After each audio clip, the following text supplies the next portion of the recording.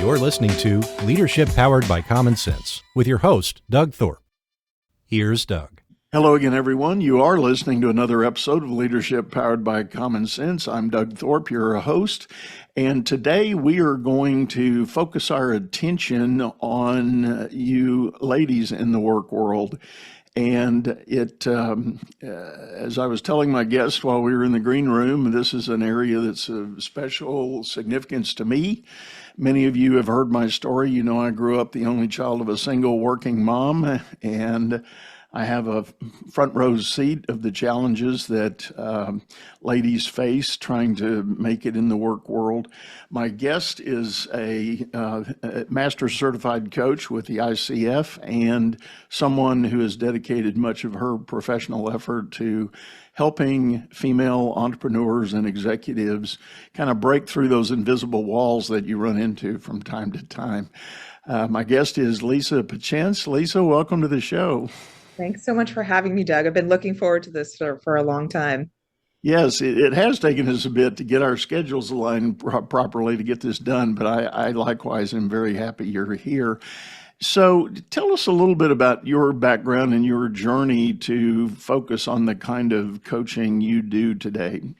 Absolutely. So I grew up a high-level athlete, soccer to be exact. And that had created a lot of my personality. I had always been a hard worker. I had always understood tenacity and staying with it, commitment, doing things that were hard for an extended period of time. And I formed a ability to achieve from a young age from that particular mechanism. So enter the workforce. I was in recruiting and HR for most of my young adult life, my young adult career. I found myself hired to run a recruiting department in Manhattan. I had this beautiful office overlooking Grand Central. I felt like I had made it, and yet I still felt dissatisfied, and I felt very out of my element. In fact, I was hired to manage several people who were older than me, and I did a crap job of it. I was not good at it. So even though I had this extensive experience of high-level athleticism and even some leadership when I was younger, there was something that was seriously missing that I didn't really understand or couldn't clue into. So in my networking in New York City, I ran into a coach, and I had an initial conversation with her and hired her on the spot. And after maybe a month or two, I noticed that we were having mind-blowing conversations, things that coaching could do that decades of therapy could not do. And what I was confronting was my ability to be self-aware, to have a choice over my thoughts that led to my behaviors, that led to my actions, and taking full responsibility from it. Mm-hmm. So not blaming and shaming, not pointing the finger outward or inward, but really owning, oh, that's been my automatic, that's been my pattern, and I have control over it. I have agency over my beliefs, my thoughts, and the things that are perpetuating my blocks. It was so mind-blowing to me that I thought, okay, this is the thing that I have to try my hand at. So I entered a coach training program, and within that first year, I started my business. I found I was good at it. I loved it. I loved the coaching conversation, the practicum of it. And that was 10 and a half years ago. So here I am. Well, congratulations on that journey. And there's something I think very important buried in what you just described. You touched on a lot of areas, but there's one I want to seize upon, and we did touch on it in the green room as well, and that is the notion of we tend to operate on some kind of automatic, or call it your default setting. And what the thought that strikes me when I think about that is the fact that when you look at our child development practices and the way schools work and the way things go, there's a kind of programming that happens Mm. And I think that's what has a tendency to set the default. And I know you have to balance that with all of the psychometric work that's done about personality assessment and all of that, and a lot of that is the nature not nurture sort of wiring that does happen. But please talk a little more about that notion of the automatic setting and how that shows up and what it impacts. Hmm. So, at a basic level, all of us have a form of survival mechanism or winning strategy. This is typically formed between the ages of 0 and 7, when we learn that the world isn't safe, or that we need to protect ourselves, or that our parents are not always going to be the perfect protectors and providers, which we're not going to. That childhood programming is alive for a reason. Everyone's forms a survival mechanism, a winning strategy. We have to in order to survive. However, because our modern world is relatively safe, our amygdalas, our young parts of our brain, can't actually tell what are paper tigers and what are real tigers, what are perceived threats versus what are real threats. And so oftentimes we look at things like, oh, if I'm not performing well, I'm not safe. And that programming goes through our subconscious and runs our world. And that was my programming. If I don't perform well, I'm not loved, I'm not accepted, and I'm not safe. And so in that 0 to 7 time frame of my life, I learned to be the good girl. I learned to achieve well. I learned to work really hard. I learned to walk the straight and narrow. And that mentality got me a certain, way down the path. It wasn't terrible, but it has limitations to it, especially if it is unautomatic. It's like using a hammer to build everything in life. You need other tools. Right. And this happens to everyone in life. It's why we have people pleasers. It's why we have people who are perpetually comparing themselves. It's why we have those who, let's say, shun relationship and think, I'm just better off alone. I could do this better by myself. Those are examples of that. And so that patterning slowly builds evidence over our lifetime as to why it should keep itself there. So we work on this confirmation bias. And we reach a certain point, let's say, in wanting to start a business or wanting to be a great leader. And we go, why am I not able to do this? Why is I'm not performing well, so I must work harder, not working here? Well, it's because I didn't have other skill sets. I didn't learn to let go. I didn't learn to delegate and truly allow others to learn to have breakdowns, to be compassionate about that, to be messy and have that be okay. I did not learn those things. But because of my programming, I had to go all the way back in my brain and in my life and go, okay, why is this there? It's okay, it's there. I need another choice though. What other skills can I implement and practice? Yeah. And we live in a performance society. Performance, doing well, achievement is rewarded. And so that's what we typically try to get, or we avoid that. We say, screw you, I'm not going to perform, I'm going to rebel. And those are kind of the two ways that our kids go. Right. Just fortunate. And I think about your point on developing a survival, or I like your other alternative, the winning mindset. What does it take to win? I think when you do think about it from a survival standpoint, the other element that I often run into with people is that in their programming, they never really learned how to accept failure, learn from the fail, and not let it be the end of the game.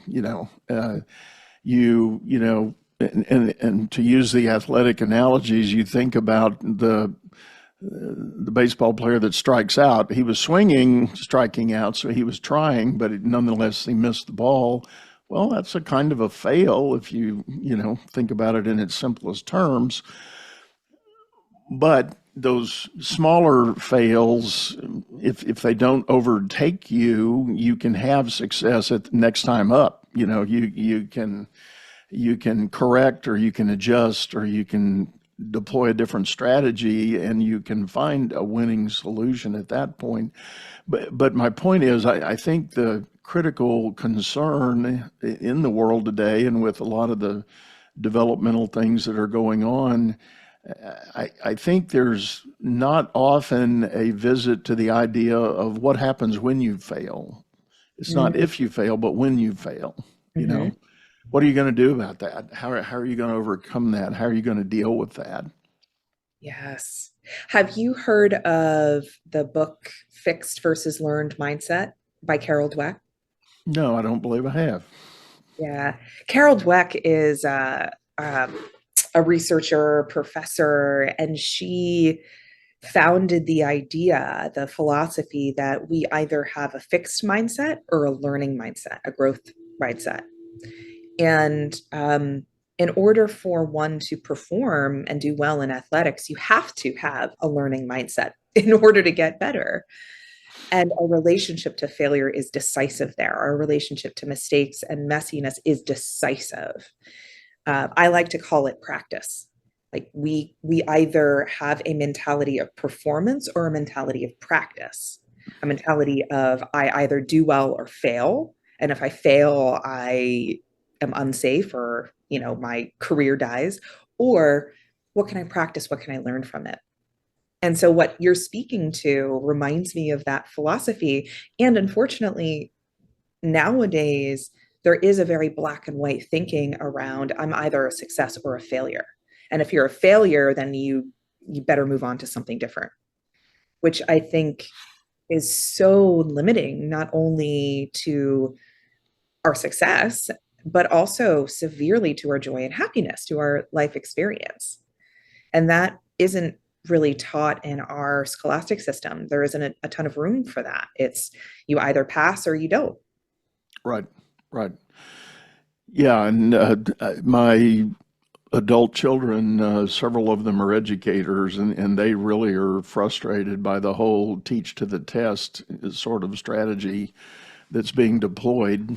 And, at a macro level, you can understand that. You want to gauge advancement, you want to gauge ability Yeah. and capability and talent. But, if that's your only goal and only focus, only, point that's being stressed, it's it's not a good setup for uh, critical thinking ability, dealing with failure, dealing with those moments of not being successful and learning from them, and trying to decide, okay, what can I do next? Tomorrow's gone. What can I do next? Hmm. Yeah. Yeah. Um, so part of what I love to work with is this concept. And oftentimes, because of the nature of my audience and my niche, I work with high performing women, either those in corporate or those who are female founders. I always encounter this particular topic. Where are we limiting ourselves because we either don't do the thing for fear of failure, or we do the thing and we either have success or we have to consider ourselves a failure and we beat ourselves up. There's a lot of like self-punishment, self-incrimination, imposter syndrome, because we are raised in a society that does not give room for practice and growth, and nor are we supportive of each other around that. That's the comparison and imposter syndrome and lack of vulnerability, I think, is a real Mhm. problem. And so the more that we can share our own struggles, our own mistakes, our own journey, and not need to compare where we are to someone else's highlight reel, the better off we are. And it's one of the reasons why I think that coaching is so powerful as opposed to therapy or even consulting, is that those two modalities don't necessarily bring in the expert's humanity. Yeah. On that note, I want to ask you a key principle that was shared with me many years ago. In my consulting days, I was working with a national agency, and we had landed a large engagement, and I was put in charge of it for the firm. And our client was a female executive, and her team. But as I got to know her and work with her, she sort of just oozed fear of failure. But I didn't Mm. I didn't assess it correctly early. I was a little bit frustrated with trying to figure out how to connect and engage on this deal. And I had a female partner in the firm I worked for who was hearing everything that was going on. And she said, Doug, you're missing a point. And I said, what's that? And she said, female executives fear failing. She said, male executives, on the other hand, are risk tolerant. They're willing to take the risk, go out there. If it blows up, so what? We'll figure it out and we'll deal with it later. That kind of contrast of mentality.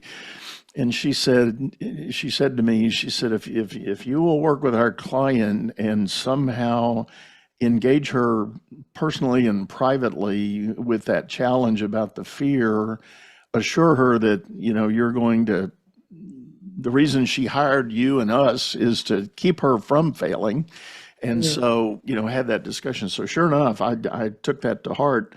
The very next time we had a large sort of weekly status meeting.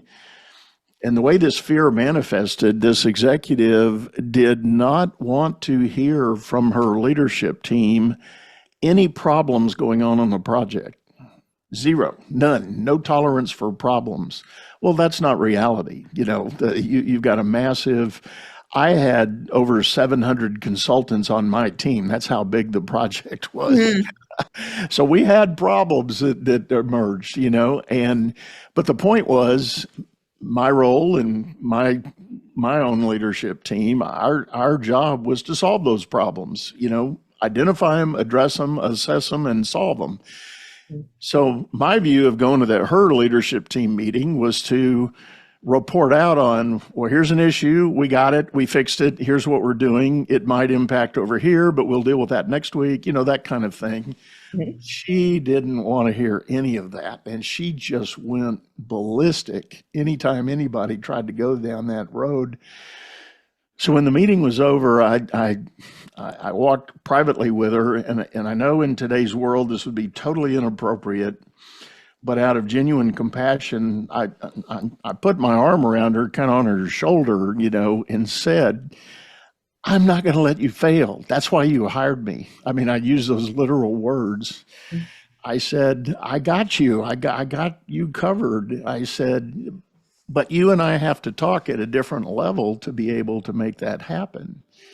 And she literally stopped dead in her tracks, and she looked at me and she said, nobody's ever acknowledged that for me. She said, thank you. She said, I believe you. And I said, well, I'm going to ask you to please think about this. And then next time you and I talk, we can do it privately, and let's talk about what you need. And I will be here. That's, again, that's why I'm here. And sure enough, you know what she did? She flew out to her headquarters and came back the next week, and she called me into this office and she said, I've changed the game. She said, I'm appointing you my COO. And I said, whoa, whoa, whoa, whoa, whoa, whoa.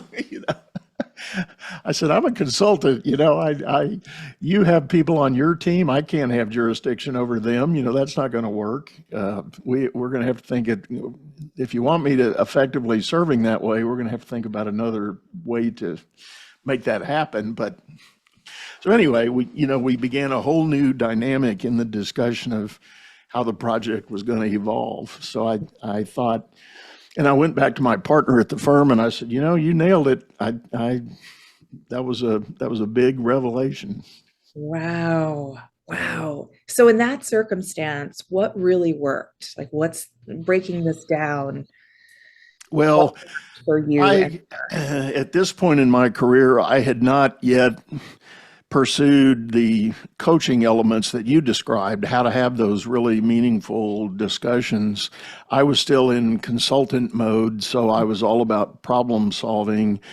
And in retrospect, I think the problem was this lady needed some coaching. She had identified the problem, but because of the frenzy of the project we were on, the urgency and the deadlines and all of that, there was no additional processing of the issue in her heart and mind. Mhm. So, and I was not equipped at that point to pursue that with her.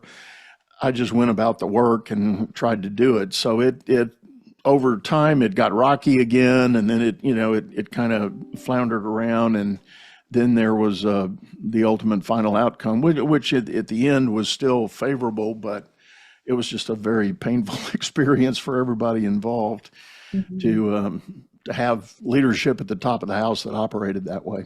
Yes, yes. The thing that I'm envisioning is this woman had such a fierce winning strategy around something, around maybe being assertive or aggressive or being walled off or being strong. Usually that's the thing, being strong or being powerful, and that's their winning strategy. A winning strategy ultimately is based on fear, though. And so from a coach approach, what we would take a look at is that person willing to drop the winning strategy that isn't actually working, it isn't actually winning here? And if the person isn't willing to drop it off the bat because of advice, like, hey, what you're doing isn't working, and if that person says, oh, you're right, let me try something else, you don't need coaching. But if that person goes, yeah, whatever, or do something different, or doesn't actually let the consulting in, that's when a coach approach is powerful, because then we can take a look at, okay, what is the fear in a safe, vulnerable conversation? What's the thing that doesn't allow this person to be flexible around their strategy and their behavior? And what you did probably relaxed the armor instead of building the barrier stronger, and allowed you to get in and probably have her feel like, oh, someone does have my back. I don't have to be so scared that no one has me or that I can't trust anyone. Yeah, yeah. Well, like I said, at the time, I had not yet turned my attention to the significance of what it meant to be a coach, not a consultant. And that was a kind of a career pivot for me to really get curious about those dynamics and how I could do more to help the leader that was stuck in that mode or overcome by that mode to really break out of it. And in a fashion, this is all in retrospect, in my humble opinion, she had already hit that invisible wall. She knew her strategy was feeling like it wasn't working or going to work. So she doubled down on some of the aggression and those elements, only to amp up the whole overall frustration of the whole team that was trying to execute on the project. Yeah. Yeah. It's amazing. It's so amazing that the thing that we believe our strengths will get is exactly the thing that it's destroying. So if we believe that we will get happiness, joy, love, approval from power, that's actually the very thing that power prevents: being powerful, being aggressive. We don't get the approval. It completely demolishes our joy. It eradicates the ability to be in relationship and to have a team that one can trust. It's just very, very interesting how the human brain works. It's quite counterintuitive when you really look at it. Well, I would like to shift gears just a minute for the sake of time, and I want to delve into I know it's delicate, I know it's tricky, and again, political correctness aside, and apologies in advance if I step on any toes, but there's a popular lore in the business world that a man who shows up assertive and aggressive is a leader. He's somebody to be respected. He's somebody to be dealt with. But a woman who does the same thing is, you know what? Mhm. How do you typically approach that when a client tells you they feel that struggle of trying to emulate some of the attributes that male counterparts are very successful at achieving, while if she does it, she gets, cast a dark brush? Mm. Well, are we imagining that the client is a female or a male? Yeah, your client's a female. Yep. My client's a female. Okay. Well, I came across a fantastic study for those who are listening by Harvard Business Review that did a study across the board, and I think it was amongst pharmaceutical companies that studied and researched individuals' reactions to male leadership with aggression and power and female leadership with aggression and power. And what they found is true. This isn't just a lore, like you said. This isn't leadership lore. This is actual response, even though those who were in the research were aware that that lore was, being presented to them intentionally. So across the board, socially, we do have a cultural context that proper male leadership is meant to be in a hierarchical or power dynamic model. Female leadership is not meant to be that way. It's supposed to be different. The thing about leadership, though, is it's really about your ability to authentically manage and invite those around you into their leadership. So your leadership is dependent on a couple of things: your ability to be with your own armor and allow that down. So let's say my female client, her winning strategy is similar to your client's story. It's, aggressive and powerful, and this is how she was. And, it's unfair that when she shows up in her power, other people call her a B. But if a man does it, et cetera, et cetera, that's her complaint showing up. That's her complaint in protection and justification of her continuing to do that thing.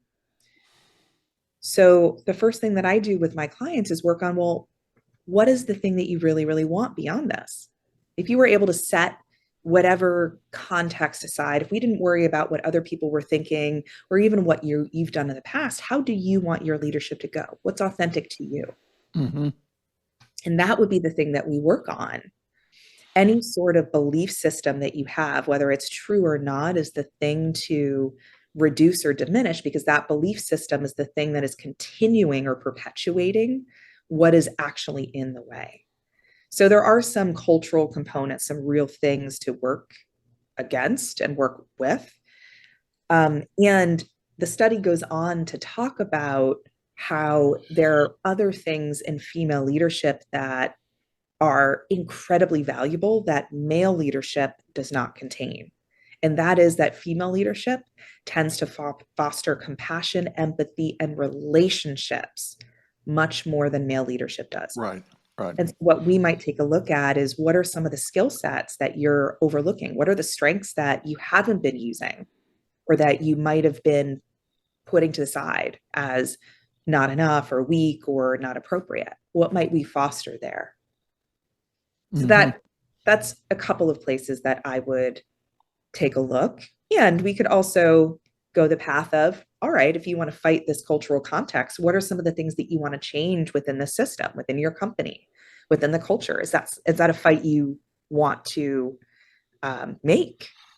And if it is, then we'll create a project around it. Maybe there's a social justice component. Maybe there's a philanthropic component there. But I am a firm believer that we always have choice around our own belief systems. And if someone is complaining that things are not working out for them, that's something to look at over here. Mm-hmm. Right. I like what you said about leadership in its purest form, in its most authentic form, as the ability of that leader to invite others into the effort that is cast before them, and that would suggests that, outside influences apart, set aside, what dynamic do you want to create as that leader of that effort that you've got, whether it's a whole business or a unit of a business or whatever. And I like that thinking. And in my own coaching practice, I always encourage my clients to begin with the end in mind. And my fundamental question is, what kind of leader do you think you want to be? Forget all the other noise and the chatter and the, expectations that might have been shared or demanded. Just put all that aside for a moment and think, just how do you identify your definition of leadership? If you could go up a level, just one step up, what would that look like compared to where you are today? And that's what we try to work on. And I frequently, when we really get into that discussion, I can see my clients just exhale, just it's just, I can get out from under all that other pressure and focus on this one thing. And it's, yeah, you can. And I promise you, if you do that, you're going to be able to show up with a whole new dynamic that will really mitigate all that other stuff. Yes, absolutely. One of the things that I offer my clients who are in these positions as a simple practice is to practice pattern interruption. So if there's something culturally going on, what's a way for you to interrupt that pattern, almost as a stop sign to the current pedestrian walkway? Like, what will stop that pattern? And the other thing to take a look at, as you mentioned, is who do you want to be as a leader? That is incredibly important, because if there's not a bigger picture vision of what you're working on, of the strengths of the vision, there's no reason to get uncomfortable and to change the things inside of you that are kind of hard to change. Right. But you have to be willing to practice. You have to get up to the plate and swing and miss, and be willing to be in that discomfort of missing or striking out and doing it again. There has to be a strong what for. Right, for sure. Well, Lisa, we're actually about up on time. For me, this has been great. I certainly hope my listeners have enjoyed the discussion. But the next question is simply, if people are interested in knowing more about your work, what's the best way for them to get in touch?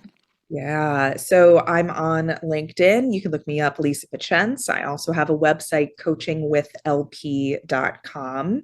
You can look me up on Instagram and Facebook. I'm on those as well. And you can always send me an email, lisa.pachence@accomplishmentcoaching.com. That's great. Well, as always, folks, we're going to have those links in the show notes. So just hop down and click there. And I do, at this point, always like to remind people, we've got a video version of this show over on YouTube, channel by the same name, Leadership Powered by Common Sense. Hop over there. You will easily see the proper spelling of Lisa's last name for that reference point and contact info. But again, Lisa, thanks so much for sitting in. Really appreciate all your hard work and the great things you're doing for folks. Yeah, thank you so much, Doug. This was such a pleasure, and I loved hearing a little bit about your story. Yeah, your mom was an incredible woman. Happy to share. Well, with that, folks, we're going to sign off, say goodbye, and I'm going to tell you, go out there and make it a great day.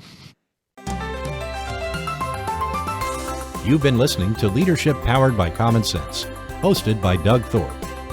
If you would like to know more about the coaching and advisory services he provides, visit dougthorpe.com.